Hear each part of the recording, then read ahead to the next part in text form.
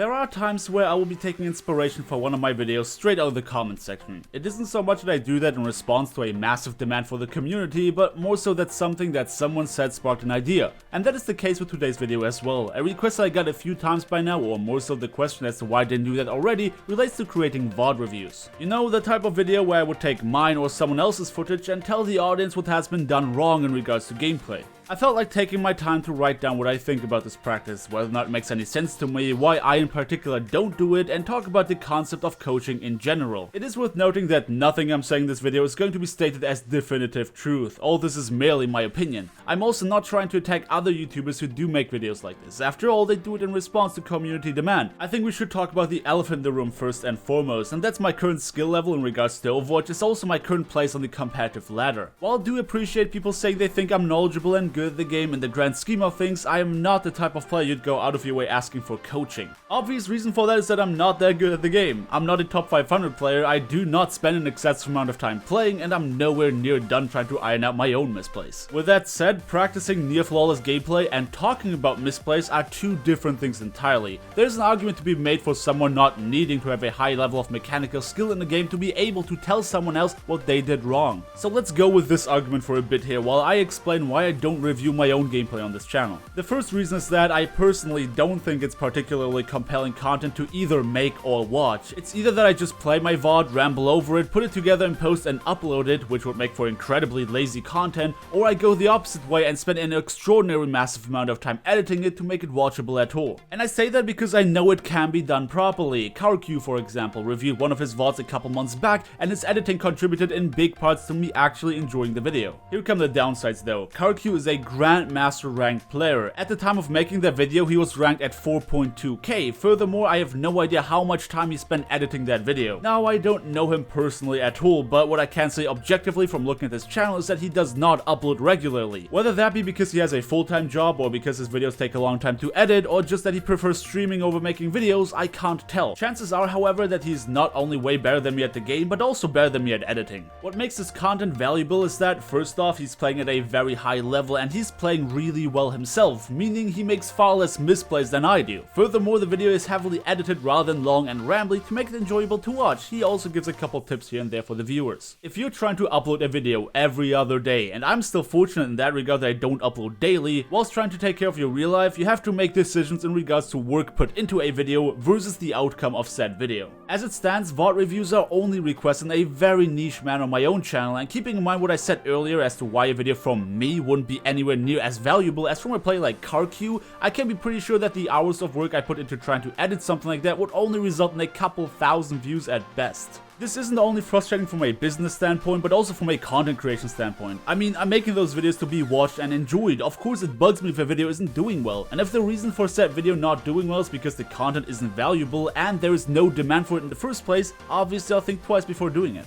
Well, but there's still the possibility to review my viewers' gameplay, right? According to the comment section where people like to share their experience on ladder, most of my viewers are not in masters, so there's value in me trying to help them improve by pointing out mistakes in their gameplay, right? This is the type of misconception that actually sparked the idea as to why I want to talk about this in the first place. The idea that if a YouTuber watches my gameplay and tells me what I did wrong, I'd get better at the game. Before we talk about this in particular though, let's talk about coaching in general, or more so my idea of coaching. I have never been a coach, nor have I ever been coached by anyone else, and I have never seen a professional coach at work in an esports context, but I will take the freedom to talk about it anyway. In my opinion, the reason coaching works in the professional sense is because first off, you have a person with vast knowledge and experience telling you what you should be doing. A person who has played the game for a long time and has probably had a professional career as a gamer themselves before becoming a coach. Furthermore, the reason I think coaching works is because the player in question can share their thought process as to why they did the mistakes they did. It's kind of like at school where having the right answer is fine and all, but having your teacher explain where in your own thought process and getting to your own result you were wrong helps you make this connection yourself next time. If I was to take someone else's gameplay and tell them, here, at these points in the game, you should have done something else, then I don't get to hear their point of view and their reasoning for why they acted the way they did. So they just got the result from me without knowing how I got to it, and I, as the one reviewing the footage, can't help them at the root of their problem, which which is not the play itself, but the idea that they thought the play they did made sense. Furthermore, doing the right thing is not always the right thing. You might wonder how that makes sense. Well, let me explain. If I take my experience as a master ranked player and tell you what you should have done in your, let's say, platinum ranked match, and I do that without keeping player skill at this level in mind. Sure, doing thing X might be the right thing, but it only is if the rest of your team also does the right thing, which in lower elo is not always the case. I mean, even in masters it's not always the case, but I think you know what I mean. If you play in low elo, it's less about having flawless gameplay in regards to doing the right thing, but more about playing around your team's misplays and trying to make up for them whilst taking advantage of enemy misplays. It's kinda like when your team gets a pick but they don't engage because the Reinhardt is too hesitant. Sure, the right thing for you in that situation could have been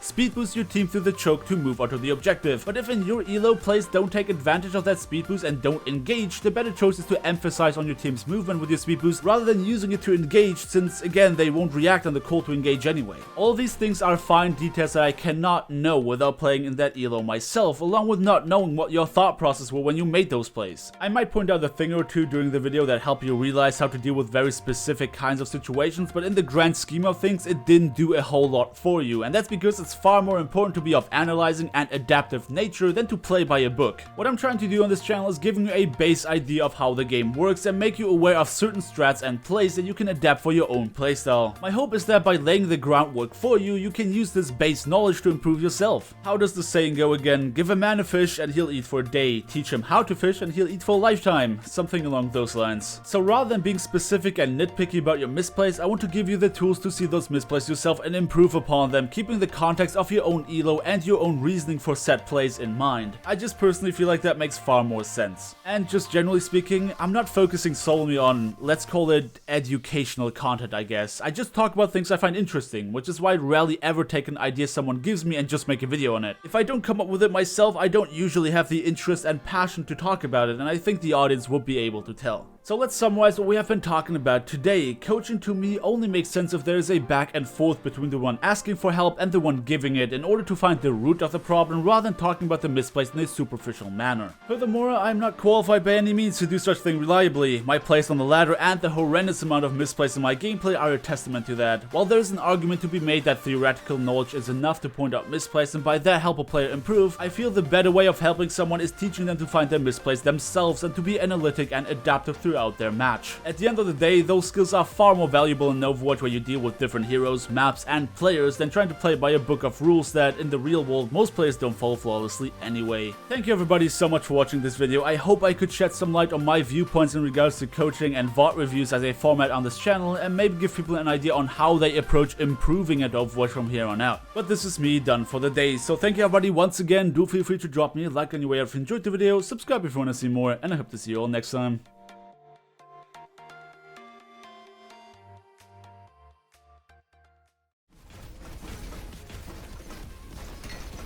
Please don't shoot my... Stop shooting my turret, you cuck! Come on. Are you actually... Can we just keep... I hate Genji so much. Fuck you, Genji.